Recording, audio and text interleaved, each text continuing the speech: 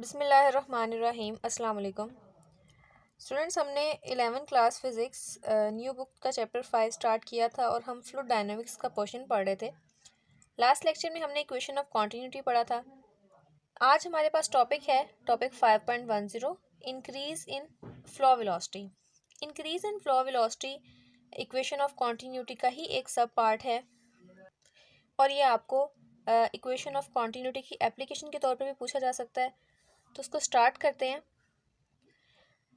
Question आपके पास ये पूछा जा सकता है कि how can we increase the velocity of the fluid, velocity of the water या फ्लो वेलोसिटी। हम इन तमाम चीज़ों को अगर इंक्रीज करना चाहें तो हम कैसे कर सकते हैं। तो स्टूडेंट्स, आपने जब इक्वेशन ऑफ कॉन्टीन्यूटी पढ़ी थी तो आपने कहा था कि एरिया और वेलोसिटी उस फ्लूइड की जो कि फ़्लो कर रहा हो उनका प्रोडक्ट हमेशा कांस्टेंट होता है। कांस्टेंट होने का मतलब ये है कि अगर आप किसी भी फ्लूइड की वेलोसिटी को इंक्रीज़ करते हैं तो क्योंकि हमारे पास जो इसका प्रोडक्ट है वो कांस्टेंट है, उसको कांस्टेंट रखना है, तो एरिया ऑटोमेटिकली डिक्रीज़ करेगा। ये बात याद रखिएगा। इसी तरह अगर आप किसी चीज़ की वेलोसिटी को डिक्रीज़ करते हैं तो एरिया उसके साथ इंक्रीज़ करेगा। अब इसकी आप एग्जांपल कैसे ले सकते हैं। आपकी बुक के अंदर यहाँ पर टिडबिट्स का एक छोटा सा पोर्शन है, उसको देखें। यहाँ पर एक टैप है और टैप के अंदर से पानी फ़्लो कर रहा है। आप देख रहे हैं कि यहाँ पर पानी का क्रॉस सेक्शन एरिया या जिस एरिया से पानी बाहर निकल रहा है वो ज़्यादा है। तो अगर यहाँ पर ए की वैल्यू ज़्यादा है तो इक्वेशन ऑफ कॉन्टीन्यूटी के अकॉर्डिंग ए और वी का प्रोडक्ट क्योंकि कांस्टेंट होना चाहिए, तो इसका मतलब है कि यहाँ पर इसकी स्पीड कम है। लेकिन जब ये पानी नीचे की तरफ फ्लो करता है तो आपने देखा होगा पानी जब भी नीचे की तरफ फ्लो करता है तो उसका क्रॉस सेक्शन एरिया कम होता जाता है और जिस पॉइंट पे वो ग्राउंड के साथ आके स्ट्राइक करता है और फिर अपना फ्लो करना स्टार्ट करता है तो वहाँ पर उसका क्रॉस सेक्शन एरिया सबसे कम होता है।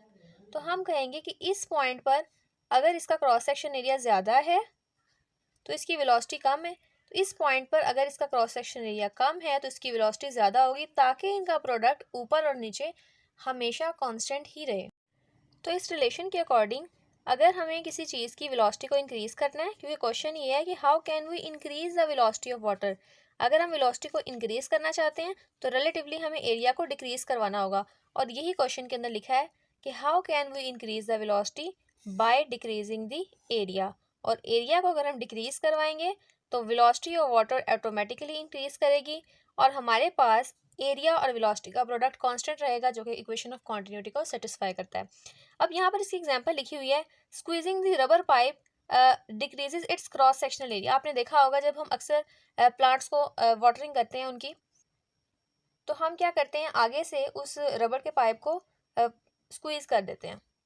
जैसे आपकी बुक में फिगर 5.16 में बना है, जब आप उसको स्क्वीज करते हैं तो पानी की वेलोसिटी ज़्यादा हो जाती है क्योंकि उसका क्रॉस सेक्शनल एरिया कम होता है। लेकिन अगर आप यही पानी को यहाँ से इस तरह से स्क्वीज इस पाइप को ना करें तो इसका क्रॉस सेक्शनल एरिया ज़्यादा होगा। जब किसी चीज़ का क्रॉस सेक्शनल एरिया ज़्यादा होता है तो रिलेटिवली उसकी स्पीड कम होगी। तो ये जो यहाँ पर पैराग्राफ लिखा है मैंने इसको सिंपल वर्ड्स में आपके लिए एक शॉर्ट क्वेश्चन के तौर पर इसे राइट डाउन कर दिया है। इसके अलावा सेकेंड शॉर्ट क्वेश्चन जो इस पेज में से बन सकता है वो हमारे पास है, the equation of continuity is applied to, what are the applications of equation of continuity. इसको मार्क कर लें, ये एमसीक्यू में पूछी जा सकती है, शॉर्ट क्वेश्चन और एमसीक्यू। इसमें हमारे पास है blood flow in arteries and veins, water flow in reverse and pipes, air flow in duct and ventilation systems. तो इन तमाम में इक्वेशन ऑफ कॉन्टीन्यूटी को ये सब इक्वेशन ऑफ कॉन्टीन्यूटी के एप्लीकेशंस हैं। तो मिलते हैं नेक्स्ट वीडियो में बेर्नौलीज़ इक्वेशन लॉन्ग क्वेश्चन के साथ। तब तक के लिए अल्लाह हाफ़िज़।